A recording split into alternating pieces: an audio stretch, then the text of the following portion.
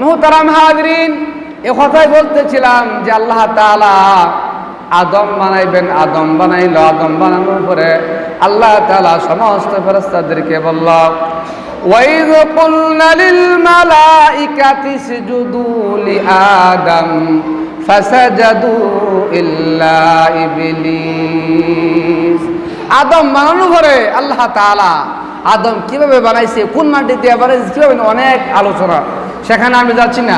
আদম আলাইহিস সালামকে বানানোর পরে আল্লাহ তাআলা সমস্ত ফেরেশতাদেরকে বলল, হে ফেরেশতারা, উসজুদু লিআদম, তোমরা সকলেই সাজদা করো আমার আদমকে। জোরে বলেন সুবহানাল্লাহ। তখন সমস্ত ফেরেশতারা সাজদা করলো, কিন্তু ইল্লা ইবলিস একজনের সাজদা করলো না। কেডা না? সেটা কে? আজাজিল। যে আজাজিলে ফেরেশতাদের ভিতরে ঢুকিয়া আল্লাহর ইবাদত বندگی করতে শুরু করেছিল। বندگی করতে করতে আল্লাহকে খুশি করে সে আল্লাহ তাআলা তাকে মুআল্লিমুল মালায়েকা পদ দিয়েছিলেন। সে তার গুনাহ করার যোগ্যতা আছে, সে গুনাহ কইরেই রইল, কিন্তু আদম আলাইহিস সালামকে সাজদা করলো না। আর সমস্ত ফেরেশতারা সাজদা করলো। আর সে উল্টা দলিল দিল। কি দলিল? খালাকতাহু মিন নারিউ ওয়া খালাকতাহু মিন তিন। আল্লাহ, তুমি আদম বানাইছো মাটি দিয়া, আর আমারে বানাইছো আগুন দিয়া। আগুন দিয়া বানাইছো জিন জাতি। জিন জাতি হইলো গরম জাতি। আগুনের তবিয়ত হইলো, আগুনের বৈশিষ্ট্য হইলো যে আগুন সর্বদাই উপরের দিকে উঠে, আর মাটির বৈশিষ্ট্য হইলো সর্বদাই নিচের দিকে যা। বিদায় সে দলিল দিল, খালাকতাহু মিন নারিউ ওয়া খালাকতাহু মিন তিন। তুমি আদম বানাইছো মাটি দিয়া, মাটির বৈশিষ্ট্য, মাটি উপরে ঢিল মারলে নিচের দিকে পড়ে, আর মেসের কেটে দিয়ে আগুন জ্বালায় দিলে উপরের দিকে যা। জিন জাতি গরম জাতি, আগুনের তৈরি, তাকাব্বুর ওয়ালা জাতি, তার ভিতরে গুনাহ করার তবিয়ত আছে। সে গুনাহ করলোই, আল্লাহর অবাধ্য গোলাম হয়ে গেল। সেই আদম আলাইহিস সালামকে সাজদা করলো না, সে আল্লাহ তাআলা লানত তক্তায় গলায় নিল। জোরে বলেন নাউজুবিল্লাহ। আমার কথা বোঝেন নাই আপনারা? যে আদম আলাইহিস সালামকে সাজদা করার জন্য বলছে আল্লাহ তাআলা ফেরেশতাদেরকে। সকল ফেরেশতারা সাজদা করলো, কিন্তু আজাজিলে সাজদা করলো না। সে উল্টা দলিল দিল। কি দলিল? যে তাকাব্বুরি করলো, অহংকারী করলো, বাহাদি করলো। আমি কেন গরম জাতি হয়ে, আমি কেন আগুনের তৈরি হয়ে, আমি কেন বড় হয়ে মাটির আদমকে সাজদা কেন করব? সে তো জানে না সে জিন কেন, শুধু ফেরেশতাতেই তো আদম উত্তম। সুবহানাল্লাহ। মুহতারাম হাজরিন, হযরত আদম আলাইহিস সালামকে সমস্ত ফেরেশতারা সাজদা করলো, কিন্তু ইবলিস আজাজিল সাজদা করলো না। সাজদা না করার কারণে আল্লাহ তাআলা আজাজিলকে লানতের তক্তা দিল। বলল, হে আজাজিল, তোমাকে লানতের তক্তা দেয়া দিলাম, যাও তুমি, আমি আর অবাধ্য গোলাম না, তুমি হয়ে গেলে আজকে থেকে আমার অবাধ্য গোলাম। জোরে জোরে বলেন নাউযুবিল্লাহ। অবাধ্য গোলাম হয়ে গেছে। তখন অবদ্ধ গোলাম হয়ে গেছে, তখন আজাজিলে আল্লাহর কাছে কিছু আবদার করেছিল। কি আবদার? আল্লাহ, তুমি আমার অবদ্ধ বানায় দিলা, তোমার নাফরমান গোলাম হিসেবে তুমি কবুল করলা, তবে তোমার কাছে আমার কিছু আবদার রয়েছে। আমি দেখে লাইতাম তোমার আদম সন্তান কিভাবে জান্নাতে যা। আমাকে এমন একটা পাওয়ার দাও যে তাদের যেন, তাদের রোগে রোগে রেশায় রেশায় আমি ঢুকতে পারি, আর তাদেরকে যেন আমি দেখতে পারি, তারা যেন আমাকে দেখতে না পারে, আর আমাকে কিয়ামত পর্যন্ত হায়াত দাও। আল্লাহকে দিলাম যা, তবে ইন্নী ইবাদি, আমার প্রকৃত বান্দা যারা, আমার খাঁটি বান্দা যারা, আমার মুমিন বান্দা যারা, তাদেরকে তুই কখনো কোনোদিন ধোঁকা দিতে পারবে না। মুহতারাম হাজরিন, কিন্তু শয়তান এই যে আল্লাহর কাছ থেকে ছায়া আনার পরে শয়তানে কিন্তু প্রতিটা মানুষের পিছে পিছে তার সেলায় বেলা 24 ঘন্টায় লাগিয়ে রয়েছে থাকে। দেখেন, সারাদিন মাঠে ময়দানে কাজ করবেন, কোনো কাজ না, তাই আসে না, সর হয় না, শুধুমাত্র নামাজ খালি আর দাঁড়াইবেন, দেখবেন শয়তানে সব কিছু আইনা ধরে এমন কল্পনা আপনার মাথার ভিতরে আইনা ঢুকাইয়া দিব যে কল্পনাটা বিগত 1 বছরের ভিতরে এক সময় এড করছেন না, কিন্তু এই কল্পনাটা, এই স্মরণটা আপনার নামাজ শুধু দাঁড়াইবেন, ঠাস করে আইনা ধরাইয়া দিব। এজন্য অনেকেই বলছে যে তুমি যদি কোনো জিনিস হারিয়ে যাও, তোমার যদি কোনো জিনিস হারিয়ে দাও, তাহলে তুমি তাড়াতাড়ি নামাজে দাঁড়িয়ে দাও। নামাজে দাঁড়িয়ে গেলে দেখ বছরও হয়ে দেবো কইতেছ আসে না। ওরেকে সুকেশের চাবি, আলমারির চাবি, মোটর সাইকেলের চাবি বিভিন্ন জায়গায় অনেক সময় রাখি ওরা খুঁজে আর ফানা আসে না এরকম। তখন এটা খাই দেওয়া পাওয়ার তুমি নামাজে দাঁড়িয়ে দাও। যখন তুমি নামাজে দাঁড়িয়ে দেবা তখনই দেখবা যে স্মরণ হইতে চাবিটা কোথায় আছে, তু শকর তোলে না কোন ডয়ের কত নাম্বার খাট বা সুকেছে স্মরণ হয়ে যাবো গা। মুহতারাম হাজরিন, এই জন্য শয়তান 24 ঘন্টা আমাদের পিছনে লাগিয়ে আছে, আমাদেরকে নামাজ থেকে দূরে রাখে, আমাদেরকে রোজা থেকে দূরে রাখে, আমাদের দিকে এই হালাল প্রত্যেকে সলার প্রত্যেকে দূরে রাখে, হারামের দিকে ডাকে, সুদের দিকে ডাকে, ঘুষের দিকে ডাকে, ফাঁসার দিকে ডাকে, নামাজ না পড়ার জন্য ডাকে। আজান হয়ে গেছে, মানুষ দোকানে বসা। শয়তানে কি বলে, আরে আজান কেবল হইছে, একটু থাম আর একটু আলাপ কর, মজা হইতেছে, মজা ঢুকাই দে। কথা বোঝেন নাই? এইভাবে নামাজ শেষ হয়ে গেছে, আরে ওয়াক্ত নামাজ তো হয়ে গেছে, পড়বে না, একা ভরিয়ে লাগবে না বাড়ির দিয়া। বাড়ির দিয়ে যেতে মাগরিব হয়ে গেছে, আসর আর পড়া হইলো না। জোরা বলেন নাউজুবিল্লাহ। এইটা শয়তানের ভিতরে ঢোকা, শয়তানের ভিতরে ঢোকা।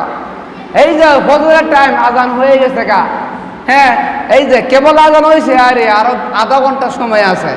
এটা আমারই এরকম হয়, আর আধা ঘন্টা সময় আছে, আরে উঠবে না, কি আরামের ঘুম, শয়তানে শরীরে তাপা দিয়া ঘুম ভাবতে থেকে এবার 10 মিনিট গেল গা, 20 মিনিট গেছে গা, এখন দেখা সময় আর থার ধরে ধরা জানা কি কোন এমন হয় না?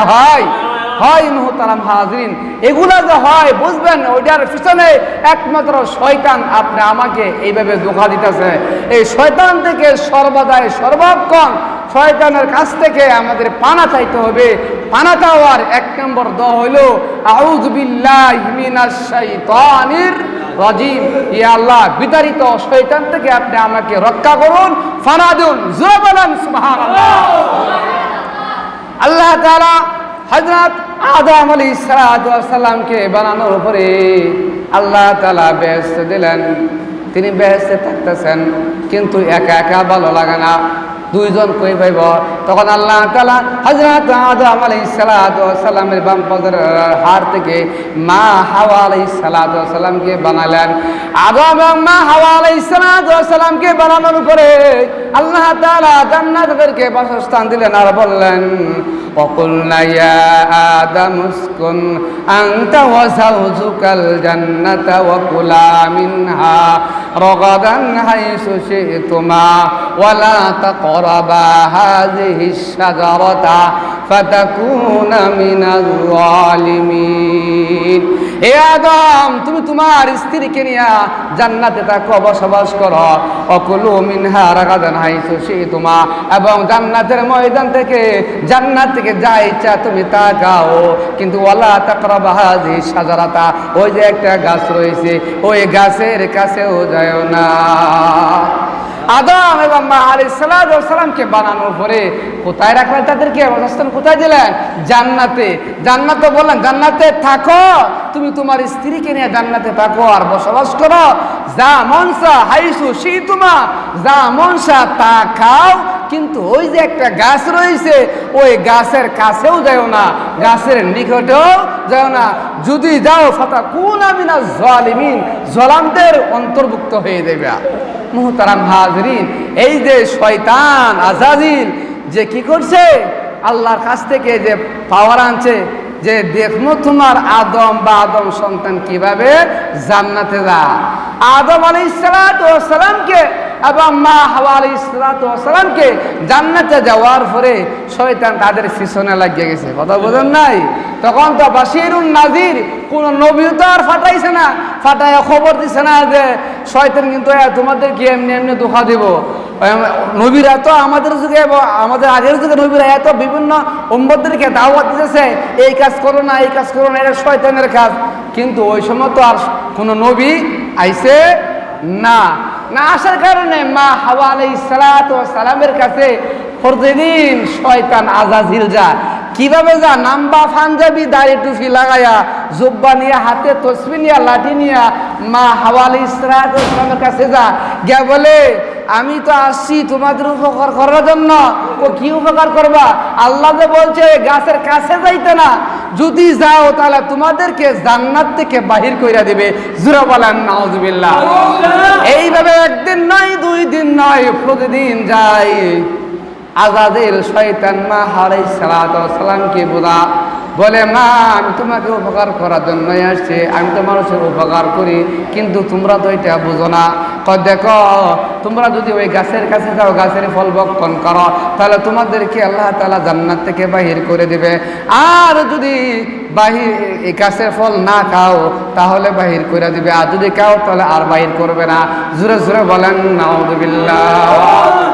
মা আলাইহিস সালাম মহিলা মানুষ তো নরম নরম মানুষ, এরা কিন্তু নরম মানুষ। 2-1 কথা, 1 দিন 2 দিন 3 4 দিন 5 দিন যদি আপনি এরকম হিসাবের সুরত দিয়া ওই মহিলাকে বারবার বোঝান, আর বর্তমানে যে হালত বারবার বোঝানি লাগে না, খালি একটা দরবেশ মানে দরবেশ না, দরবেশ ধরলেই মানুষ পাগল হয়ে যায়।